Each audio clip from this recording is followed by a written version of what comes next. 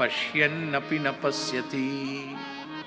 शरीर, संतान, पत्नी आदि जितनी भी वस्तुएं हैं वे सब नाशवान हैं, पर उनको भोगने में मनुष्य इतना मतवाला हो जाता है, निधनम पश्यन्नपि न पश्यति। मृत्यु को देखता हुआ भी वो नहीं देखता है।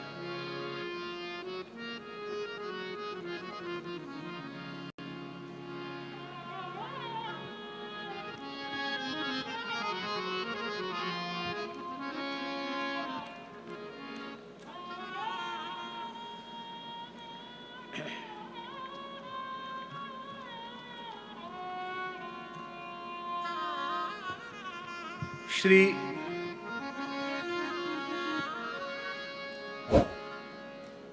नवम गुरु श्री गुरु तेग बहादुर जी, जिनका ये 350वां वर्ष चल रहा है, पूरे देश में मनाया जा रहा है, उन्होंने बहुत सुंदर बात की है। वे कहते हैं,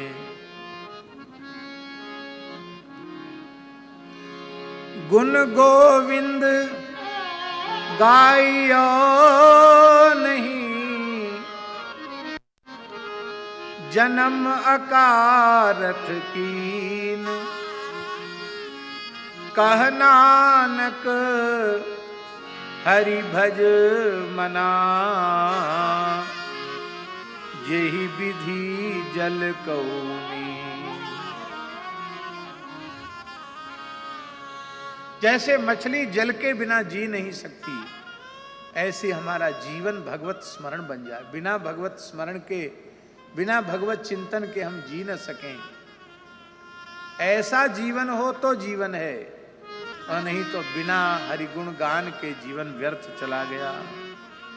बिखियन शिव काहे रचियो, निमिख न हो ही उदास। कह नानक भज हरि मना, परे न जम की भास। कह नानक भजु हर भन मना, परे न जम की भास।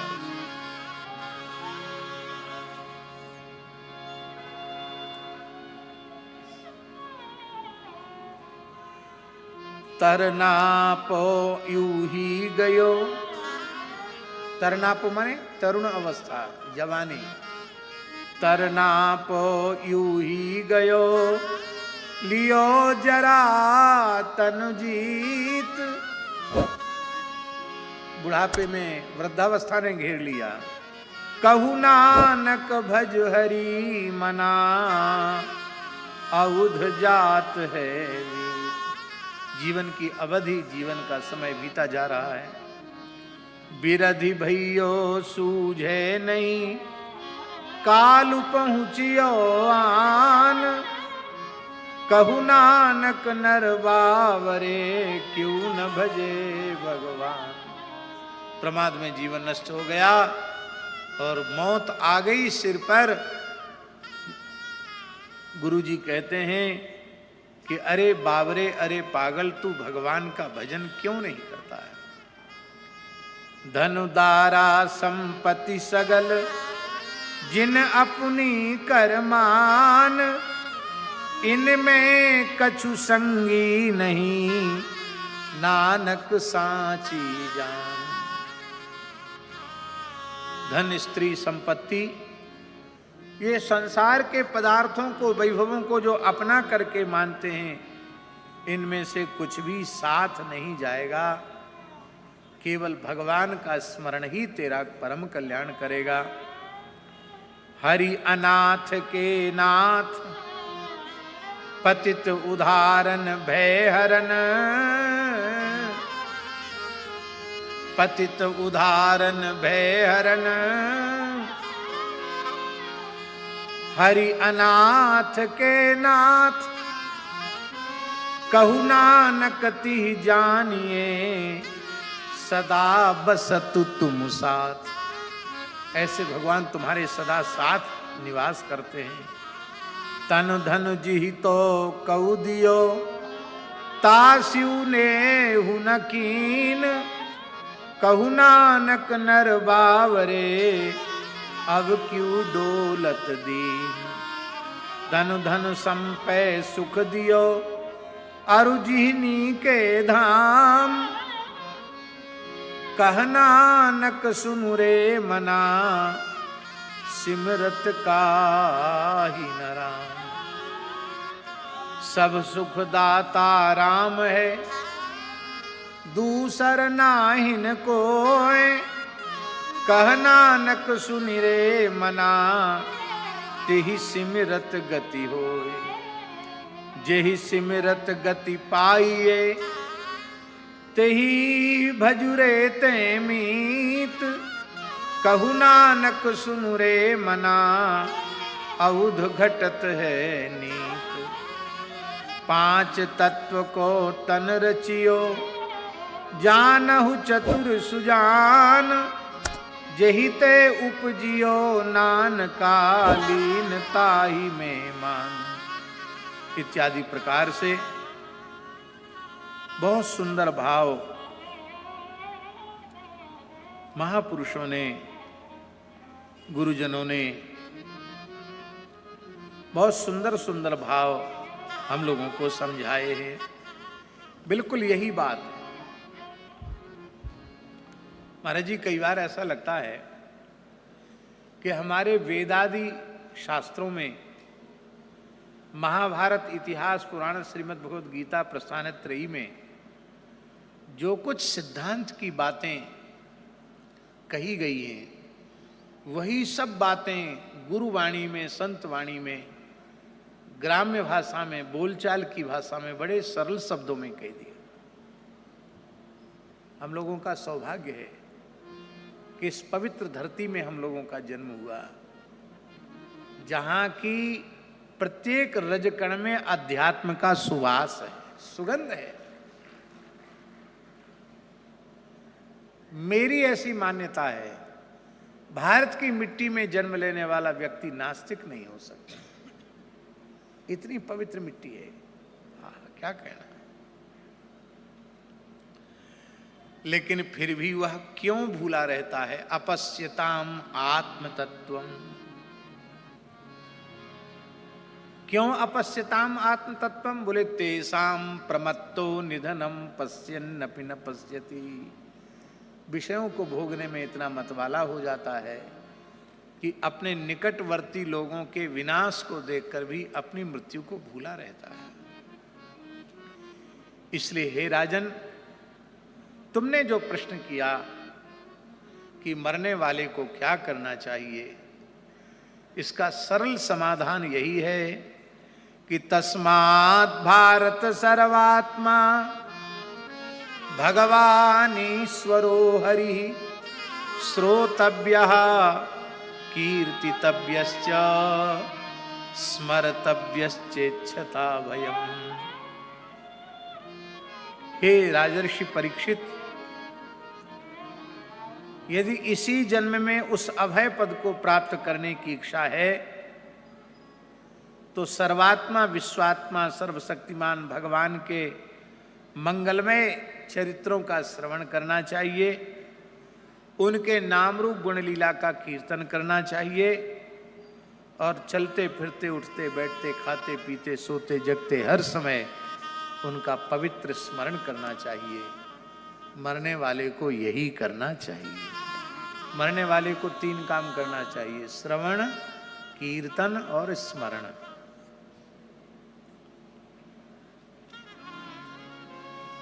अब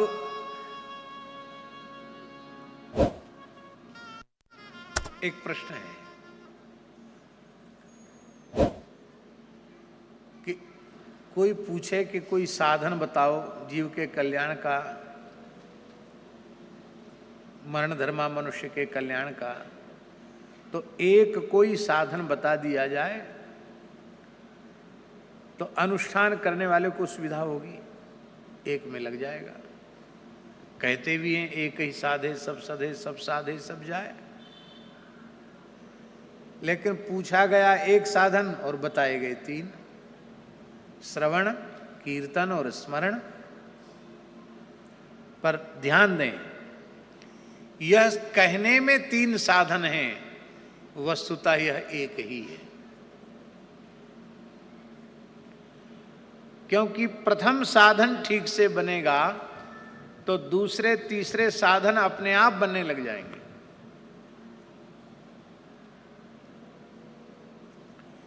ठीक से आपने श्रवण किया तो श्रवण के अनंतर कीर्तन अपने आप आरंभ हो जाएगा।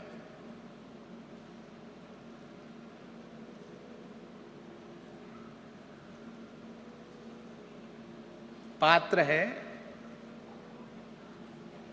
उसमें लगातार पदार्थ आप डालते चले जाइए। जब वह लबालब भर जाएगा और फिर भी आपने उसमें पदार्थ छोड़ना बंद नहीं किया तो क्या होगा? अरे लोटा है, दूध डाल रहे हो, दूध से लोटा भर गया और दूध डालते चले जा रहे हो तो क्या होगा? बाहर आएगा। ऐसे ही जब भगवत चरित्रों का श्रवण करते करते भगवत भागवत लीला श्रवण से भीतर लबालब हृदय घट भर जाएगा और इसके बाद जब कुछ विचार मुखरित होंगे तो जो सुना गया है वही बोला जाएगा।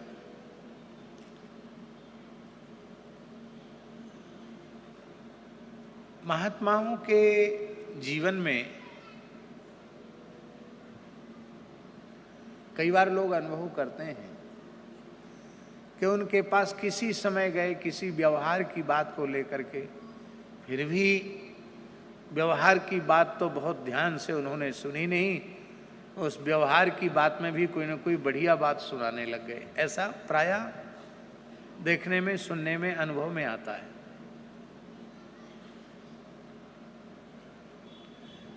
उसका हेतु क्या है? कारण क्या है? भाई आप ना संसार की समस्याओं में जी रहे हैं, आप वो तो नहीं जी रहे हैं। आपका चिंतन शरीर संसार तक सीमित है, वे तो निरंतर भगवत चिंतन में डूबे हुए हैं। तो उस समय जिस गुण का, जिस लीला का वे चिंतन करते हुए होते हैं, आपके छेड़ने पर वही लीला, वही चिंतन उनकी वाणी से मुखरित होने लग जाता है, निश्चित होने लग जाता है।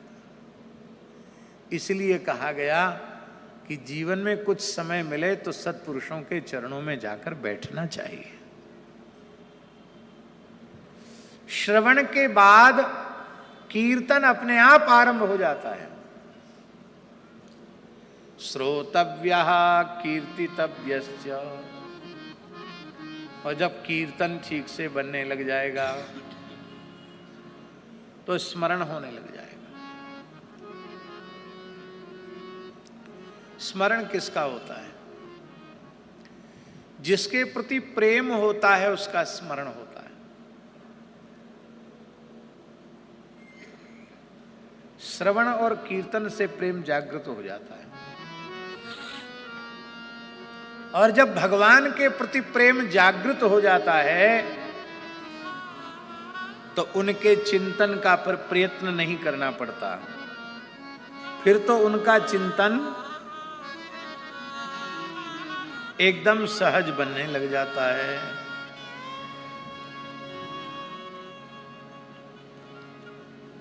फिर व्याकुलता जग जाती है।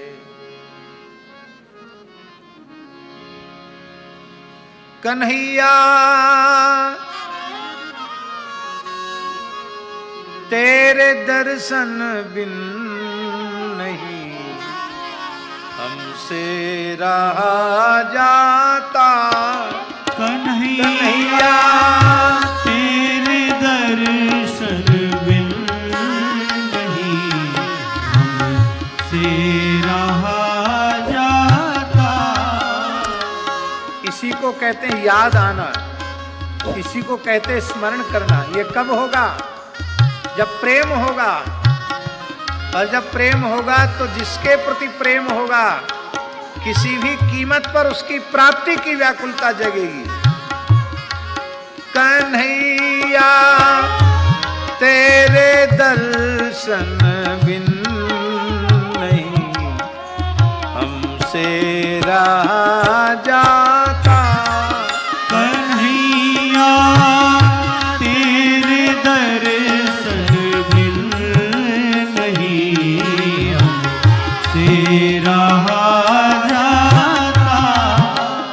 विरह का है बड़ा सागर नहीं हमसे तरा जाता। विरह का है बड़ा सागर नहीं हमसे तरा जाता।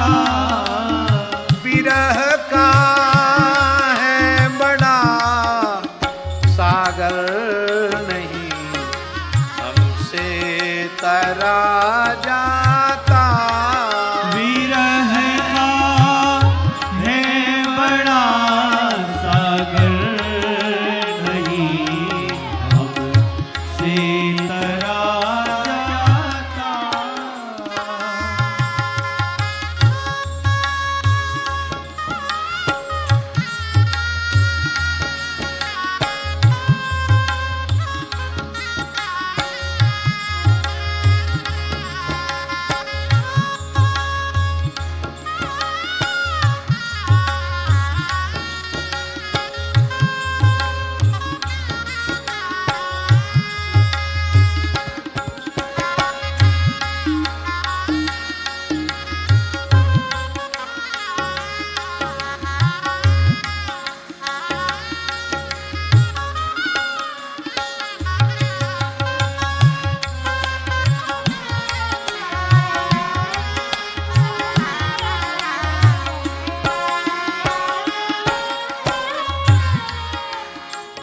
कन्हैया तू दयालु है मेरे ऊपर दया कर दे।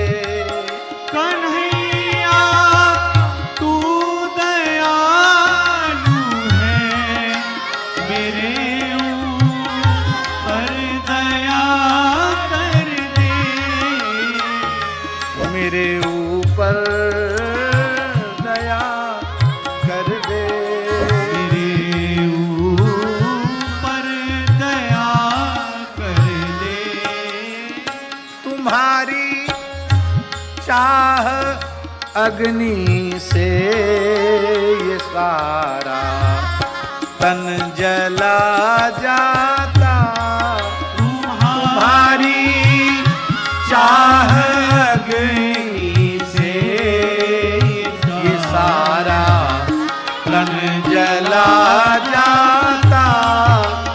कन्हैया तेरे दर्शन बिन नहीं हमसे रहा जाता।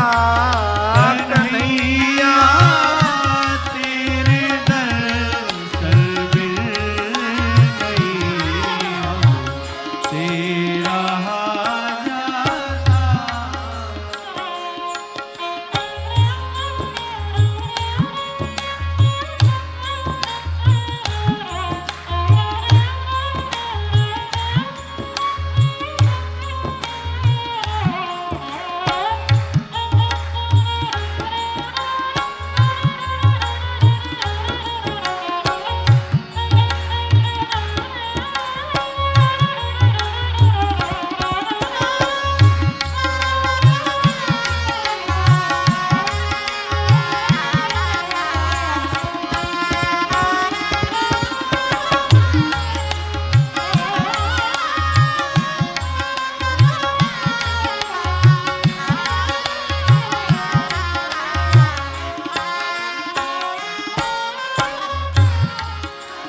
तुम्हारे प्रेम ने मोहन मुझे पागल बनाया है। तुम्हारे प्रेम ने मोहन मुझे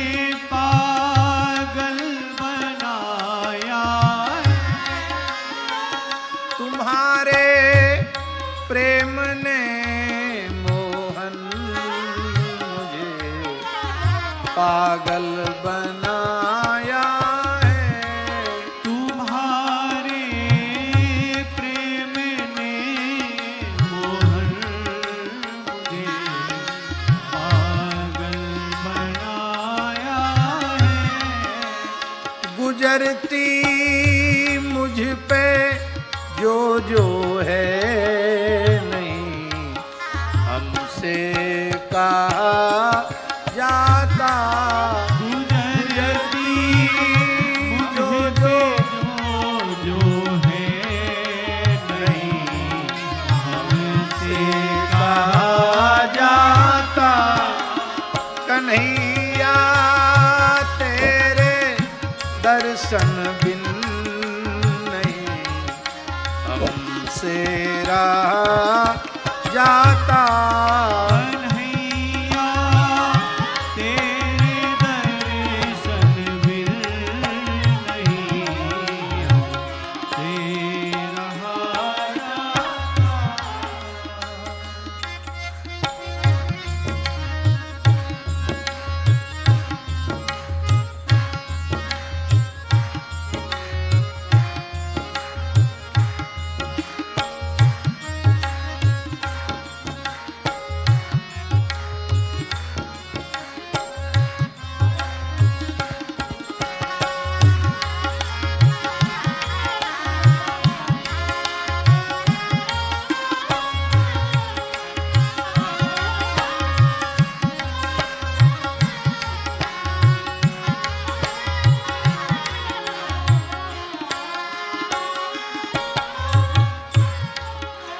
तुम्हारा रास्ता तकते गई पथरा मेरी आंखें।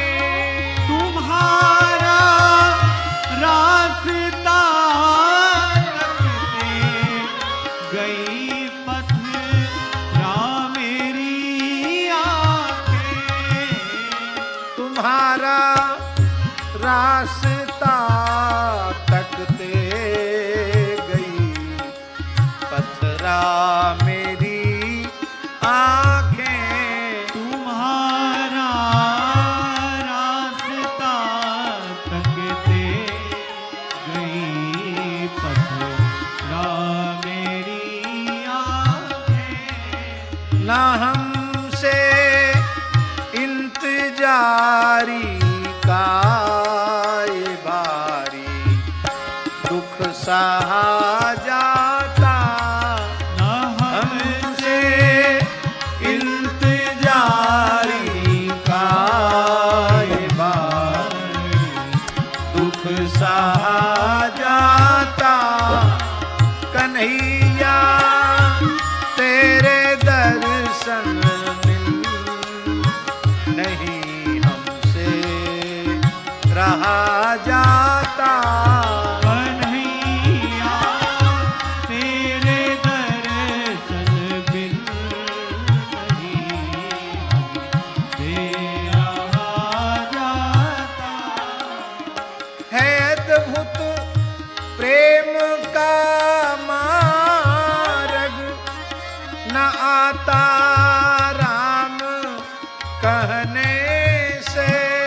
है अद्भुत प्रेम का मार्ग नाता राम कहने से। है अद्भुत प्रेम का मार्ग न आता राम कहने में।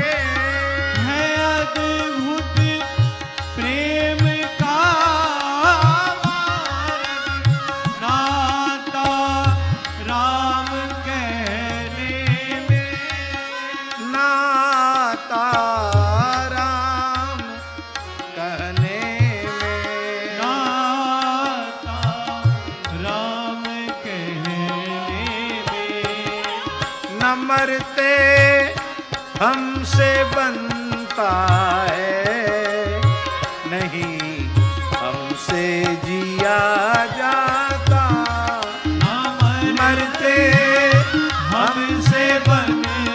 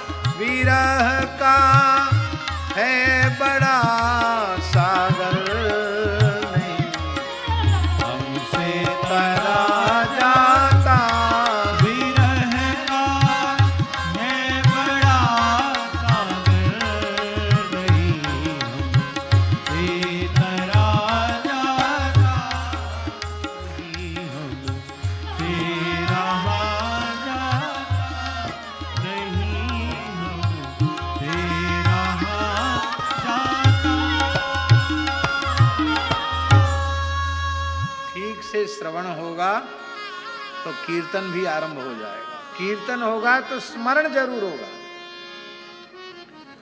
किसी मार्ग पर चलो, बहुत प्यारी बात। मनुष्य जन्म का फल इतना ही है, मनुष्य जन्म का लाभ इतना ही है कि चाहे ज्ञान मार्ग का आश्रय लो अथवा भक्ति मार्ग का आश्रय लो अथवा स्वधर्म निष्ठा के द्वारा अपने जीवन को इतना उन्नत बना लो, इतना अनमोल बना लो कि मृत्यु के क्षण में तुम्हें शरीर संसार की स्मृति न होवे, मृत्यु के क्षण में तुम्हें भगवान की याद आ जाए। बहुत प्यारा श्लोक है। एतावान सांख्य योगाभ्याम स्वधर्म परिनिष्ठया जन्म लाभ परः पुंसाम अन्ते नारायण स्मृति। स्वामी जी विलक्षणता है, ज्ञान कर्म और भक्ति तीनों मार्ग यहां ले दिए गए हैं और तीनों का अंतिम फल है अन्ते नारायण स्मृति। इसलिए जो लोग ऐसा कहते हों कि भगवान का नाम स्मरण करना ये तो प्राइमरी साधन है, प्राथमिक साधन है, ऐसे लोगों की बात न सुनने योग्य है न मानने योग्य है। स्वामी जी, जीवन का आरंभ भी श्रवण कीर्तन स्मरण से है और जीवन का पर्यवसान भी भगवान के स्मरण से है। अन्ते नारायण स्मृति। इसलिए जो आरंभिक साधन है वही सर्वोच्च साधन है।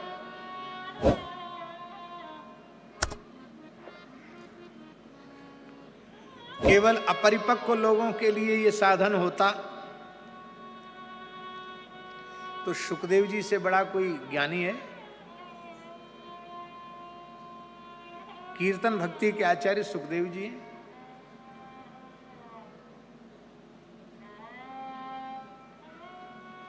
हनुमान जी से श्रेष्ठ ज्ञानी कौन होगा? ज्ञानी नाम अग्रगण्यम, ज्ञानियों में अग्रगण्य है हनुमान जी। निरंतर श्रवण करते हैं, निरंतर कीर्तन करते हैं।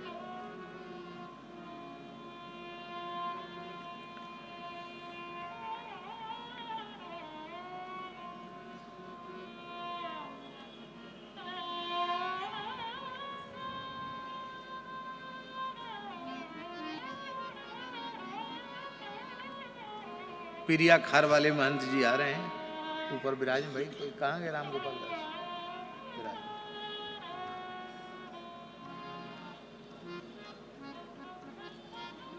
तो राम जी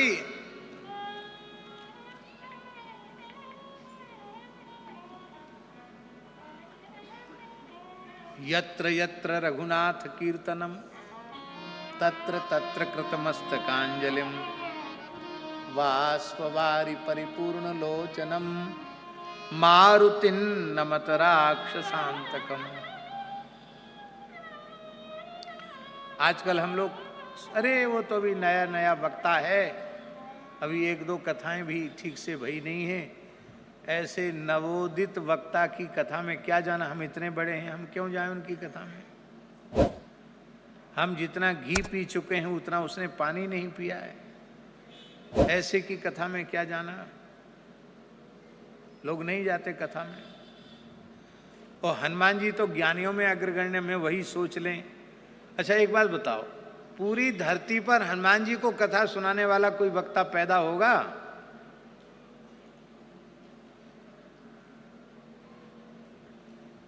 किसकी हिम्मत है जो हनुमान जी को कथा सुना सके? बुद्धिमताम वरिष्ठम ज्ञानिनाम अग्रगण्यम। और वे श्री हनुमान जी महाराज, जिस व्यक्ति ने आज पहली बार बैठकर हरिगुण गान आरंभ किया है, मंगलाचरण ही किया है, भले ही एक श्रोता उसकी कथा में न आया हो, पर मंगलाचरण करके भगवत चर्चा के भाव से जो बैठ गया है, वहां सबसे पहले उपस्थिति हनुमान जी की होती है।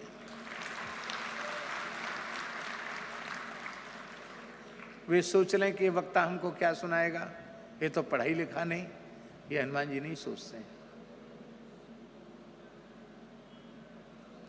हनुमान जी श्रवण भी करते हैं और हनुमान जी कीर्तन भी करते हैं।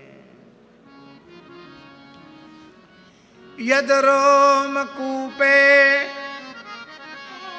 ध्वनिमुल्लसंतम श्री राम जय जय राम। हनुमान जी नाचने लग जाते हैं, उनके रोम रोम से श्री राम जय राम विजय मंत्र प्रकट होता है।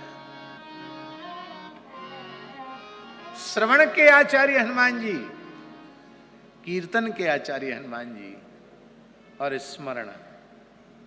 स्मरण को ही लोक भाषा में सुमिरन कहते हैं। सुमिरना, स्मरण करना। गोस्वामी जी के शब्दों में सुमिरी पवन सुत पावन,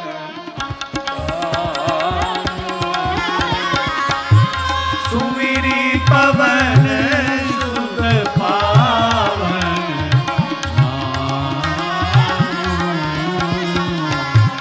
अपने बस करी राखे राम, अपने बस करे राखे राम। भगवान शिव से श्रेष्ठ कोई होगा? वो अगस्त जी के आश्रम में जाकर 4 महीने कथा सुनते हैं, पार्वती को कथा सुनाते हैं, और जब श्रोता वक्ता कोई उपलब्ध न हो तो राम राम करते हैं, स्मरण करते हैं। तुम पुनि राम राम दिन राती, सादर जपहु अनंग आराती। अब तुम सुखदेव जी से बड़े हो, शंकर जी से बड़े हो, हनुमान जी से बड़े हो, नारद जी से बड़े हो, सनकादिकों से बड़े हो, तो कथा कीर्तन से दूर हो जाना। अन्यथा अपने जीवन को यदि सफल बनाना चाहते हो तो अपने जीवन को समर्पित कर दो भगवान नाम स्मरण के लिए, भगवत गुणगान के लिए, भगवत चरित्र श्रवण के लिए अपने जीवन को समर्पित कर दो। अंते नारायण स्मृति ही, अंत में भगवान की याद आ जाए। देखो, मृत्यु के क्षण में उसकी याद आती है,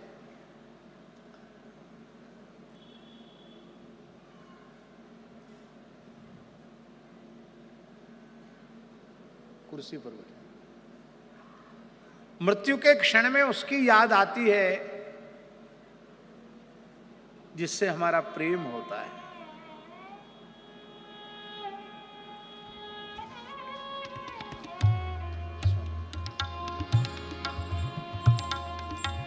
श्री राम जय जय राम, श्री राम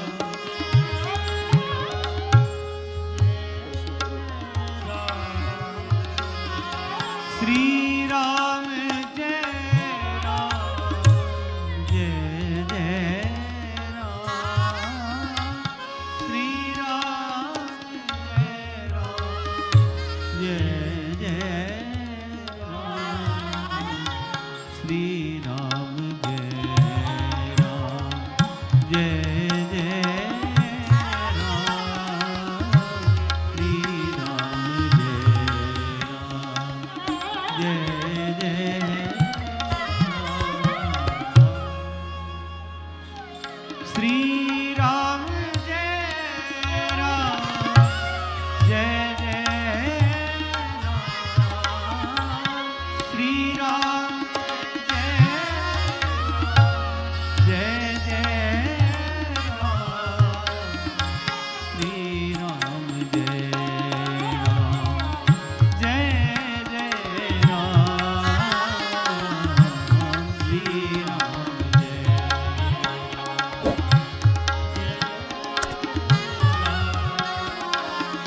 श्री राम जय राम जय जय राम,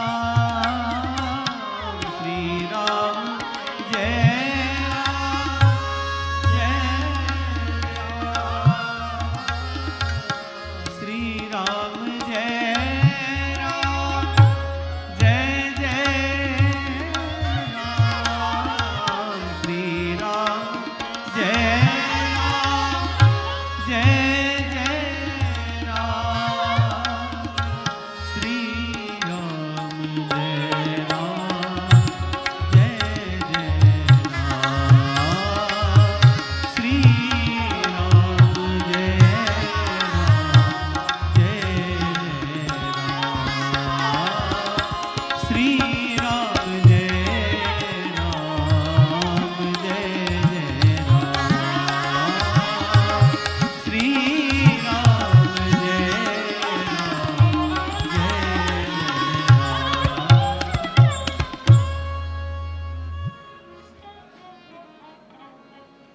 जहां से साधन का स्वामी जी आरंभ हुआ वहीं उसका पर्यवसान हो गया। कितनी विलक्षण बात है। जो प्राथमिक साधन है वही सर्वोच्च साधन है।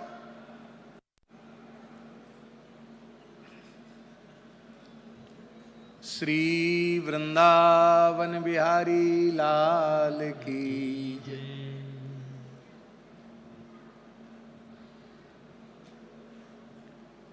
आइए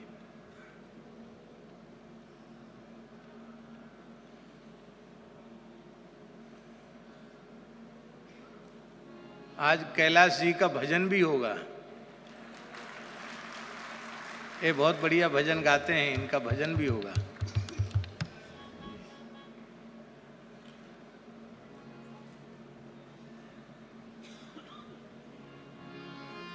शरीर संसार की प्रियता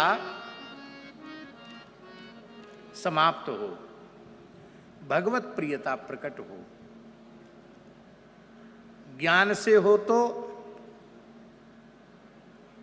निष्काम कर्म योग से हो तो, उपासना योग भक्ति योग से हो तो, किसी भी प्रकार से शरीर संसार की प्रियता नष्ट हो और भगवत प्रियता प्राप्त हो। क्योंकि मृत्यु के क्षण में उसी का स्मरण होता है जिससे प्रेम होता है।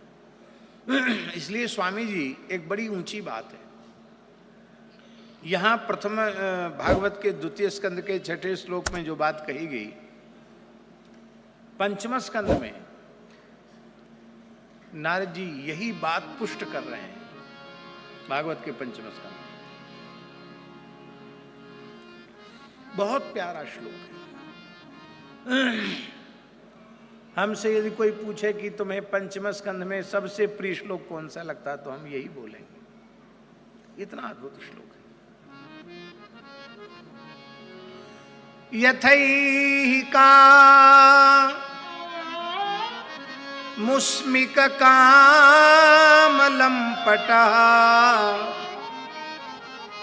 सुते सुदारेषु धनेषु चिन्तयन् संकेत विद्वान् कुकलेवरात्ययात्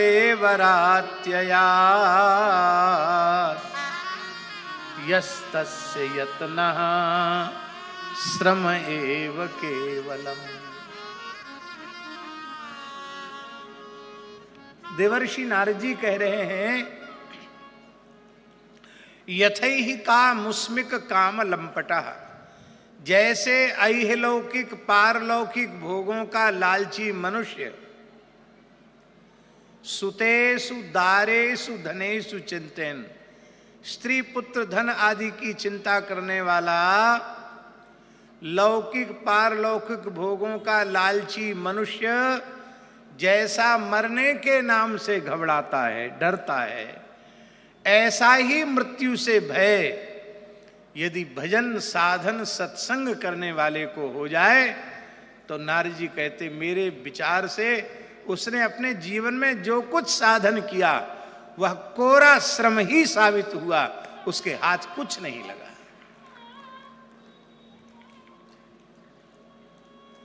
जीवन की सार्थकता, साधन की सार्थकता इसमें है कि साध्य जो परमात्मा है उसमें हमारा प्रेम हो जाए।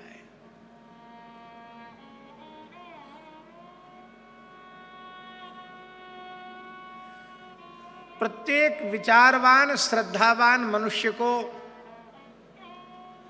अपना मानव जन्म सफल बनाने के भाव से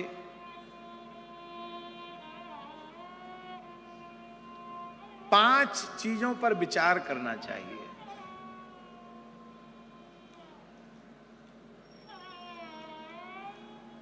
और पांच प्रश्नों पर जिसने विचार कर लिया वो किसी वर्ण का हो, ब्राह्मण हो चाहे चांडाल हो, स्त्री हो या पुरुष हो, बालक हो या वृद्ध हो, ब्रह्मचारी गृहस्थ वानप्रस्थी सन्यासी, कुछ भी हो, किसी भी वर्ण का हो, किसी भी आश्रम का हो, जिस भाग्यशाली मनुष्य ने इन 5 प्रश्नों का उत्तर खोज लिया, समझ लिया, उसका मानव होना सफल हो गया। और सबसे बड़ी बात यह है कि जीव के कल्याण में न तो कोई जाति बाधक है, न कोई शरीर बाधक है, न कोई अवस्था बाधक है, और न ही कोई व्यवस्था बाधक है।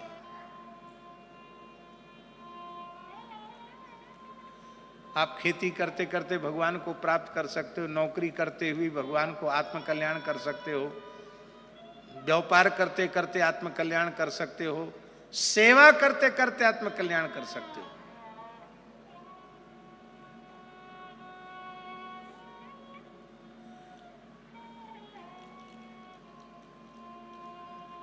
कोई काम छोटा नहीं और कोई काम बुरा नहीं। न कोई जाति जीव के कल्याण में बाधक है। हरि को भजै सो हरि का होई। न कोई वर्ण बाधक, न कोई आश्रम बाधक, और न कोई कार्य बाधक। बस वह धर्म नियंत्रित होना चाहिए।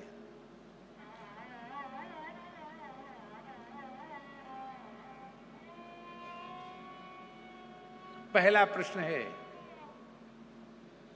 हमारे जीवन में प्राप्य वस्तु क्या है? प्राप्य क्या है? हमारे जीवन का प्राप्य क्या है? प्राप्य माने प्राप्ति के योग्य क्या है? हमें किसको पाना है? हमारी मंजिल क्या है? हमारा जीवन का लक्ष्य क्या है? इस पहले प्रश्न का उत्तर है स्वामी जी कि जिसको पाने के बाद फिर कुछ भी पाना शेष न रह जाए, वही प्राप्य हो सकता है। और इस धरती से लेकर ब्रह्मलोक तक ऐसी कोई वस्तु नहीं है, इस धरती से लेकर रसातल पाताल तक ऐसी कोई वस्तु पूरे भुवन कोश ब्रह्मांड में नहीं है जिसको पाने के बाद फिर कुछ पाना शेष न रहता हो। इस सब कुछ पाने के बाद फिर भी पाना शेष रह जाता है, किंतु भगवत प्राप्ति होने के बाद फिर कुछ भी पाना शेष रह नहीं जाता है। इसलिए प्राप्य का स्वरूप है, प्राप्य है हमारा आराध्य उपास्य परमात्मा। उसे अपना आत्मा कह दो, परमात्मा कह दो, राम कृष्ण नारायण कह दो, जो आपका आराध्य उपास्य है वह प्राप्य है। जिसको पाने के बाद फिर कुछ भी पाना शेष न रह जाए, वो प्राप्य है। यम लब्ध्वा चापरम लाभम मन्यते ततोधिकम।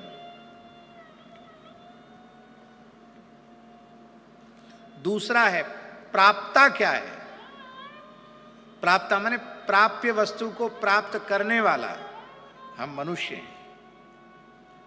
भगवान ने हमें मनुष्य किस लिए बनाया? भगवान ने हमें मनुष्य किस लिए बनाया?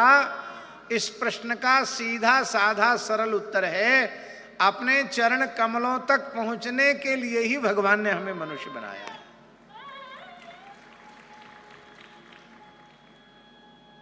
नायम देहो देह भाजाम नृलोके कष्टान कामान अर्हते बिडभुजाम ये तपो दिव्यम पुत्र कायेन सत्वम शुद्धेद्यस्मात् ब्रह्म सौख्यम त्वनंतम।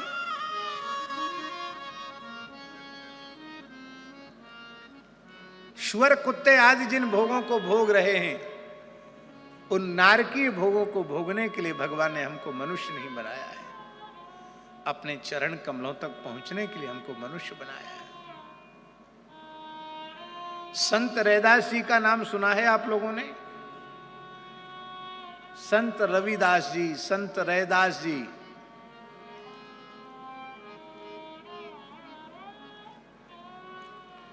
भारतवर्ष के एक अनुपम संत, जिनका जन्म चर्मकार कुल में हुआ था और जन्म भी कहाँ हुआ? ज्ञानियों की, यतियों की, विद्वानों की, ब्राह्मणों की, सनातन धर्म की सर्वोच्च नगरी काशी में उनका जन्म हुआ था। और चर्मकार कुल में जन्म लेने वाले संत रैदास जी भगवान की भक्ति में लीन रहते थे।